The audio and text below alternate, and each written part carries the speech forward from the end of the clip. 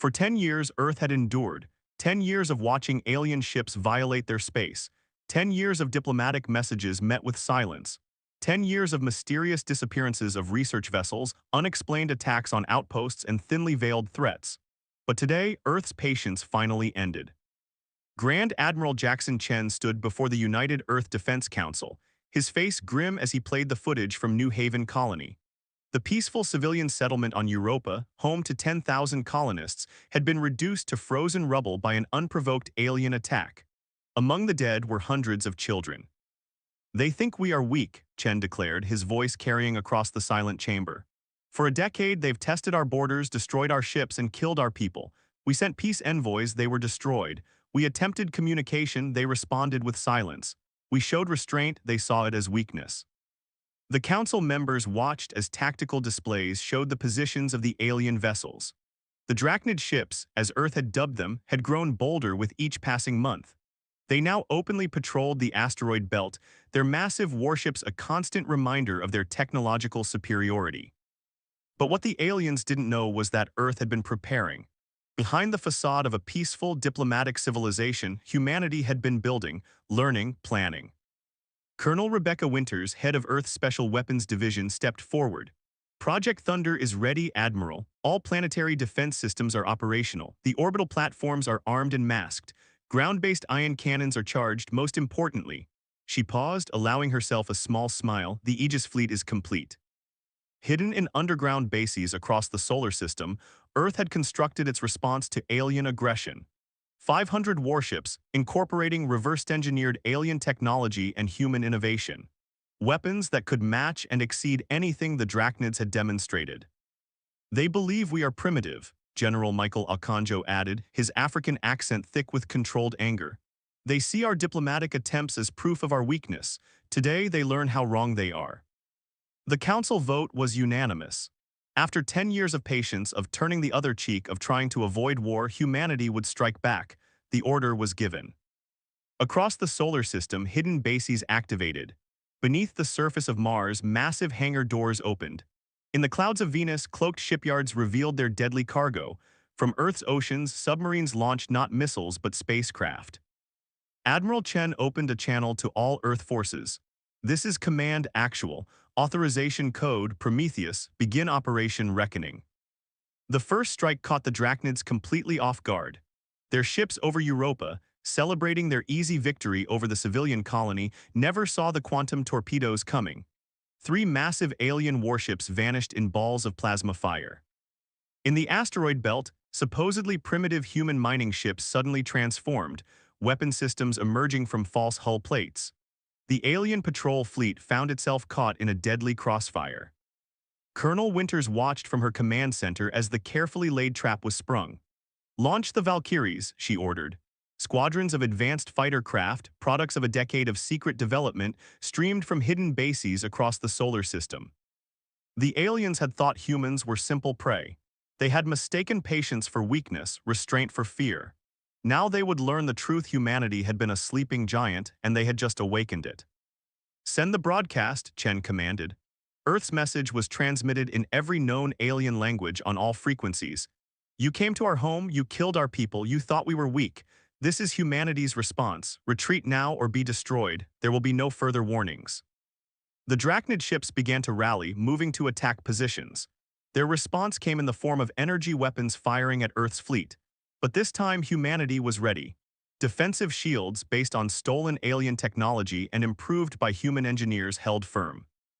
In his command chair, Admiral Chen watched the battle unfold exactly as planned. "All ships, execute attack pattern Delta. Show them what humanity can do when pushed too far." The greatest counterattack in human history had begun. After years of enduring alien aggression, Earth had finally struck back. And the galaxy was about to learn that humanity's patience, once exhausted, would be replaced by something far more terrifying: humanity's wrath. The first wave of Earth's counterattack had caught the Drachnids completely off guard, but humanity's advantage of surprise wouldn't last long.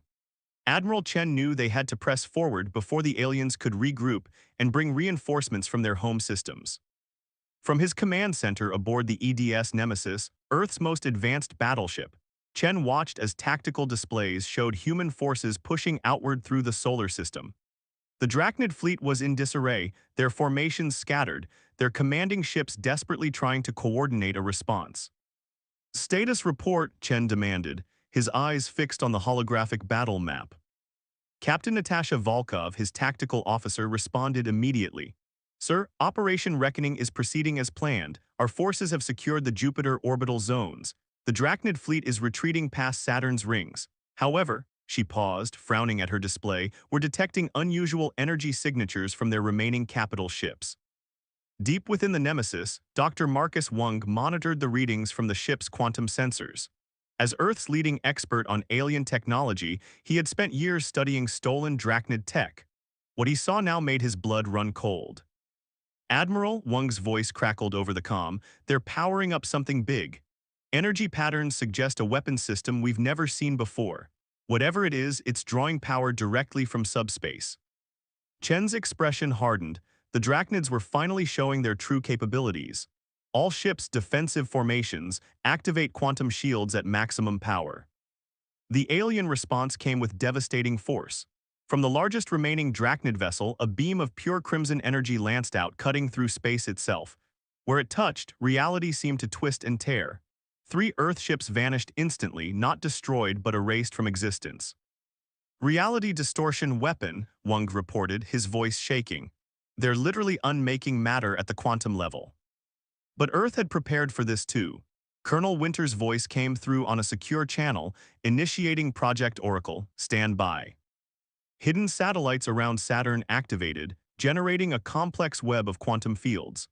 The next Drachnid reality weapon blast hit the field and scattered, its energy dispersed harmlessly into subspace. "Now," Chen ordered, "show them our own surprises." The Nemesis's hull began to transform. Panels shifted and reformed as the ship's metamorphic systems activated. This was humanity's greatest technological achievement, ships that could adapt and evolve during battle. Across the fleet, Earth vessels began changing configuration. Weapons systems recalibrated, shields modulated, and hull geometries shifted to counter the Drachnid threat. This was what humanity had been developing in secret, not just weapons, but the ability to adapt and overcome any challenge. The aliens had never seen anything like it.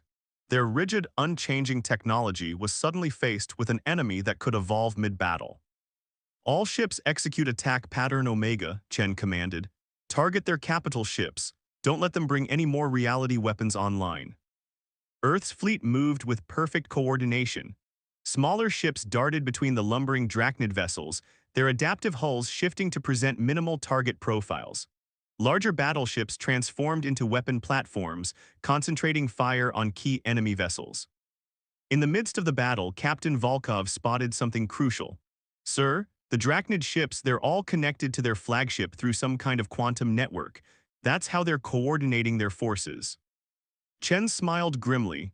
"Then we cut the head off the snake. Dr. Wung, do we have a way to disrupt their network?" "Better than that," Admiral Wung replied. "We can hijack it, give me 5 minutes." Those 5 minutes were chaos. The Drachnids launched wave after wave of attacks, desperate to prevent whatever the humans were planning. But Earth's ships held firm, their adaptive technology matching every alien tactic. Then Wung's virus struck. The Drachnid quantum network collapsed. Their perfectly coordinated fleet suddenly found itself in disarray, each ship cut off from central command. "All ships full assault," Chen ordered. "Show no mercy, remember New Haven." Earth's vessels surged forward, their metamorphic hulls flowing like liquid metal as they adapted to each new challenge. Quantum torpedoes struck with pinpoint accuracy. Adaptive beam weapons modified their frequencies to pierce alien shields. The Drachnids began to retreat in earnest now, but Chen wasn't about to let them escape. "Launch the Hunters." From the Nemesis's launch bays, squadrons of autonomous combat drones emerged. Unlike traditional fighters, these machines could think and adapt, learning from each engagement. They swarmed the retreating Drachnid ships, finding and exploiting every weakness. As the battle reached its climax, Chen opened a channel to the Drachnid flagship. "You thought we were primitive, you thought we were weak. Look around you now. This is humanity's response to your aggression. We will not stop until every one of your ships is destroyed or driven from our system." The Drachnid commander finally responded, its translated voice filled with a mixture of fear and rage. What are you? Chen's reply was cold. We are what you created. A species pushed too far, forced to evolve beyond anything you could imagine, and this is just the beginning. The battle for the outer solar system was ending, but the war was far from over.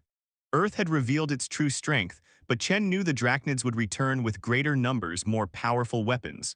Yet for the first time in the conflict, he felt true hope. Humanity had done more than just survive, they had evolved. Each engagement made their adaptive technology stronger, their tactical AIs smarter, their metamorphic ships more capable. The Drachnids had created their own worst nightmare, a species that grew stronger with every attempt to destroy it. 3 weeks after Earth's initial counterattack, the true cost of war began to surface. The outer solar system had become a graveyard of broken ships and shattered dreams. Earth had won its first major victories, but the Drachnids had retreated only to return with a vengeance. In the Mars Command Center, Admiral Chen watched grimly as reports flooded in. The Drachnids had launched simultaneous attacks on every human outpost beyond the asteroid belt. But this time, they weren't just using conventional weapons. They're deploying some kind of biological weapon, Dr. Wang reported, his hologram flickering in the command center. It's not just attacking our people, it's consuming our technology, eating through hull plating, destroying computer systems. Even our adaptive ships can't evolve fast enough to counter it. The news from Callisto Base was worse. The entire station had gone dark, its crew of 3,000 transformed into something inhuman. The few transmissions that made it out showed corridors filled with crystalline growths that pulsed with alien energy. Colonel Winters slammed her fist on the tactical table. They're not just trying to defeat us anymore, they're trying to transform us, change the very nature of what we are. Chen's response was interrupted by an urgent transmission from Earth. The holographic form of Defense Council Chairman Rodriguez appeared, his face ashen. Admiral, we have a situation. The Drachnids have made contact. They're offering terms. The alien message played across every screen in the command center.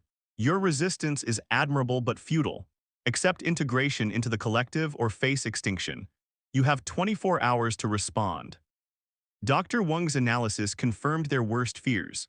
The biological weapon, the crystalline growths, it's all part of their integration process. They're not trying to kill us. They want to absorb us, make us part of their hive mind. Chen looked at the faces around him, soldiers, scientists, leaders who had fought to protect humanity's independence. Send our response, he ordered. 2 words, never again.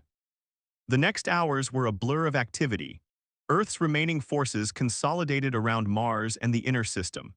The adaptive ships began their most dramatic transformations yet, their hulls incorporating new defenses against the biological threats. Dr. Wang worked frantically with his team in the underground labs beneath Olympus Mons. The Drachnid bioweapon isn't just technology, it's a form of directed evolution. But that means we can fight fire with fire. Project Phoenix was activated. Deep within secure facilities across the solar system, humanity unleashed its own version of evolutionary warfare. Nanobots that could rewrite matter at the atomic level. Quantum fields that could accelerate natural selection. Weapons that didn't just destroy but transformed. The Drachnids struck exactly when promised. Their massive fleet emerged from hyperspace, filling the space around Mars with thousands of ships. But Earth was ready. Launch the Phoenix swarms, Chen commanded. Let's show them what real evolution looks like. Clouds of microscopic machines poured from Earth's ships, each one containing the collective knowledge of human genetic engineering. When they touched Drachnid vessels, they didn't destroy, they changed. Alien metal became organic. Rigid structures turned fluid. The very nature of their technology began to shift. They wanted to transform us, Colonel Winters watched with grim satisfaction. Let's transform them instead. The battle that followed would be remembered as the Martian metamorphosis. Drachnid ships writhed in space as human technology rewrote their very essence. Some adapted, becoming hybrid forms of organic and mechanical systems. Others failed catastrophically, their crews facing the horror of their own weapons turned against them. But the Drachnids weren't finished. From their flagship, a massive pulse of energy erupted, threatening to destroy everything in its path. This was their ultimate weapon, the power to unmake reality itself. The pulse struck Mars's defensive shield and something unprecedented happened. The quantum fields protecting the planet didn't just absorb the energy, they evolved. The shield became a living thing, a conscious entity born from the merger of human and alien technology. My God, Dr. Wang whispered, staring at his readings. We've created something new, something neither human nor drachnid. The living shield expanded, reaching out with tendrils of pure energy. It touched drachnid ships not to destroy them but to communicate. For the first time, humanity could truly understand their enemy. The images that flooded back were staggering. The drachnids weren't just a species, they were a collective consciousness spanning galaxies. They absorbed other races not out of cruelty but out of a twisted form of love. They truly believed integration was salvation. Chen stood in the command center, watching as the battle transformed into something else entirely. This was no longer just a war for survival. It was a war for the very definition of what it meant to be human. We offered them peace, he said quietly. They chose war, they tried to change us, control us, absorb us. But they forgot something crucial about humanity: we don't just adapt, we transcend. The Martian metamorphosis marked a turning point in the war. Earth had proven it could match and exceed the Drachnid's power to transform reality, but victory would come at a terrible price. The line between human and alien technology was blurring. In fighting monsters, humanity had begun to create its own. The war room beneath Mount Olympus on Mars had changed. Living crystals now grew from its walls, pulsing with information streams that connected directly to human minds. Admiral Chen stood at its center, his consciousness merged with the battle network that spanned the solar system. This was what victory had cost them. The lines between human and machine, biology and technology, had become increasingly blurred. The Drachnid fleet is regrouping near Saturn, reported Colonel Winters, her eyes glowing with neural enhancements that allowed her to process battlefield data in real time. They're adapting to our Phoenix protocols, but slower than expected. Their collective consciousness is becoming their weakness. Dr. Wang's avatar materialized in the room, his form flickering between human and energy patterns. After weeks of working with the hybrid technologies, he had voluntarily undergone the first stage of technological integration. Their hive mind makes them powerful but inflexible. They can't comprehend individual evolution, only collective transformation. Earth's forces had learned to exploit this limitation. While the Drachnids evolved as a single entity, human ships and soldiers evolved individually, each finding unique solutions to combat challenges. Unity through diversity, the very thing that the aliens had tried to stamp out, had become humanity's greatest weapon. Launch Operation Sunstorm, Chen commanded. Across the solar system, Earth's transformed fleet moved into position. The ships were barely recognizable now. Organic metal flowed like liquid. Quantum computers merged with human consciousness. Weapon systems evolved in real time. The first strike came from Venus. Hidden beneath the planet's toxic clouds, Earth had built something unprecedented, a solar forge that could harness and weaponize the power of the sun itself. As the device activated, streams of plasma hotter than a star's core lanced out into space, guided by human consciousness merged with artificial intelligence. Drachnid ships caught in the plasma streams didn't just burn, they evolved uncontrollably, their carefully maintained collective consciousness shattering under the strain of forced individual mutation. The alien fleet fractured as ships began developing their own unique characteristics, breaking free from the hive mind. It's working, Winters observed, her enhanced senses tracking the chaos spreading through the enemy fleet. Their ships are gaining independence, some are even trying to communicate with us directly. But the Drachnid leadership wouldn't accept defeat so easily. Their remaining capital ships combined into a massive structure, a living space station that dwarfed anything humanity had ever built. Its surface writhed with weapons that could unmake reality itself. They're desperate, Dr. Wang analyzed. They're sacrificing individual ships to maintain collective control. This is their last attempt to force unity. Chen felt the battle network pulse with determination. Earth's forces had come too far to back down now. Initiate Protocol Omega, all ships prepare for total synthesis. This was the moment they had prepared for, the ultimate gamble. Every human vessel, every enhanced soldier, every hybrid system would link together, not in a hive mind like the Drachnids, but in a network that preserved individual thought while enabling perfect coordination. The transformation was beautiful and terrifying. Human ships merged into living constellations, each part maintaining its unique identity while contributing to a greater whole. minds linked across vast distances, sharing thoughts, strategies, and innovations without losing their individual essence. "We are humanity," Chen broadcasted, his consciousness echoing through the network. "We are many and we are one. We evolve not by force but by choice." The battle that followed defied traditional description. It was fought not just with weapons but with ideas. Every engagement spawned new forms of evolution, new ways of thinking, new possibilities for existence itself. The Drachnid Collective tried to impose order, while humanity's network embraced chaos and creativity. Across Saturn's rings, reality itself bent and twisted as two fundamentally different approaches to evolution clashed. The Drachnids sought to absorb and control. Humanity sought to grow and transcend. Deep within the alien structure, something unexpected happened. Ships that had broken free from the collective began to fight back against their former masters. The Drachnid unity was cracking, not from external force but from within. "They're beginning to understand," Dr. Wang realized. "Some of them are choosing individual evolution over collective stagnation." The massive alien structure started to break apart, not in destruction but in transformation. Pieces of it evolved independently, developing unique characteristics.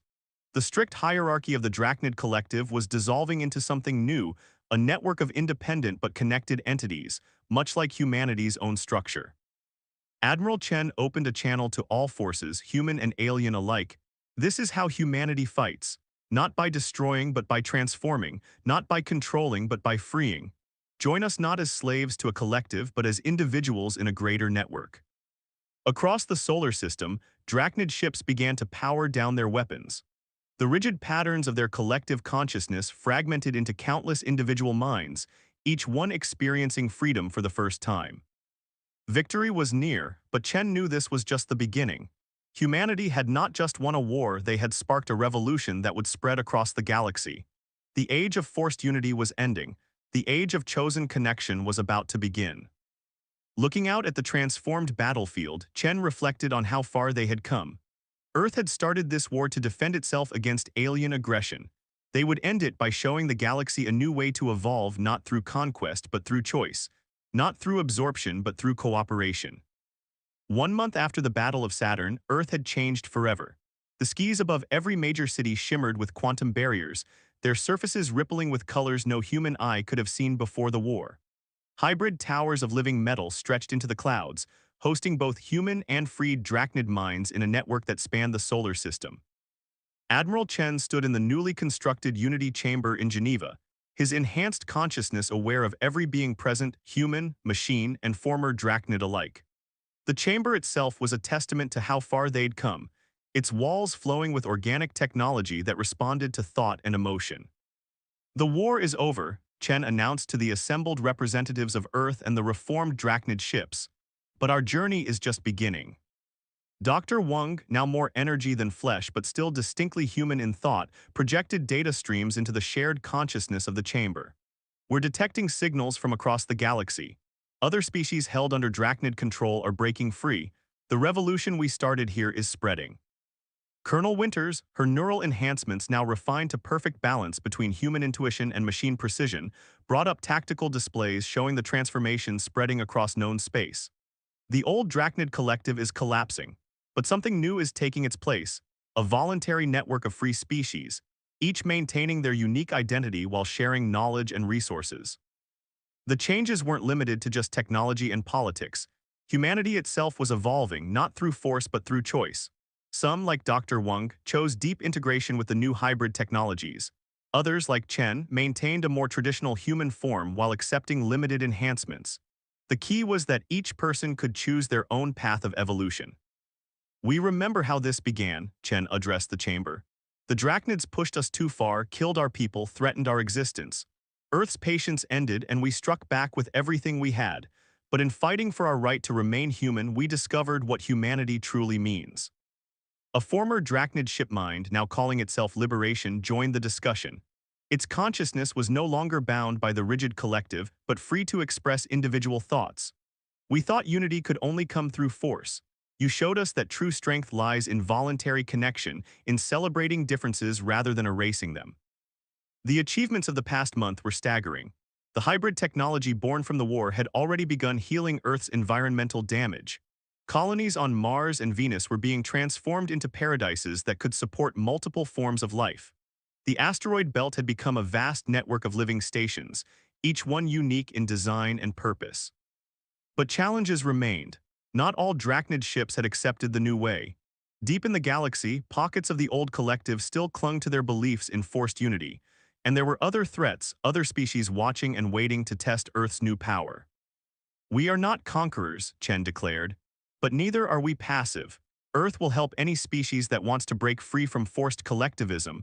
We will defend any world that chooses individual evolution over imposed unity. This is our promise to the galaxy." The Unity Chamber hummed with approval, thousands of minds, human, machine, and alien, joining in consensus while maintaining their unique perspectives. This was humanity's gift to the stars, a way to be both many and one, unified but not uniform. Dr. Wang activated the quantum beacon, broadcasting Earth's message across the galaxy. "To all species in all systems, we offer a choice. Not submission, not absorption, but partnership. Not the death of self, but the birth of connection. This is the human way." Reports began flooding in from distant stars. Species that had lived under Drachnid control for millennia were rising up, demanding the right to evolve individually. The Great Transformation was spreading faster than anyone had predicted. Colonel Winter's enhanced senses detected something new, signals from beyond known space. "We're being watched," she reported. "Other galactic powers are taking notice of Earth." Chen smiled. "Let them watch. Let them see what happens when you push humanity too far. Let them understand that Earth's patience, once broken, gives birth not to simple revenge but to revolution." In orbit, Earth's hybrid fleet maintained its vigilance. The ships were no longer just weapons but living symbols of what humanity had become: adaptable, resilient, and free to choose their own evolution. Each vessel was unique, each crew a perfect balance of human consciousness and advanced technology. "The Drachnids thought they could absorb us, erase what makes us human," Chen reflected. "Instead, we showed the galaxy what humanity truly is: not a fixed form to be preserved, but an endless potential to be explored. Not a single path to be followed, but infinite possibilities to be chosen." As the sun set on this new Earth, its light playing through the quantum barriers in impossible colors, humanity looked to the stars not with fear but with purpose. They had been pushed to the brink, forced to fight for their very existence. But in fighting back, they had transformed not just themselves, but the very nature of galactic civilization.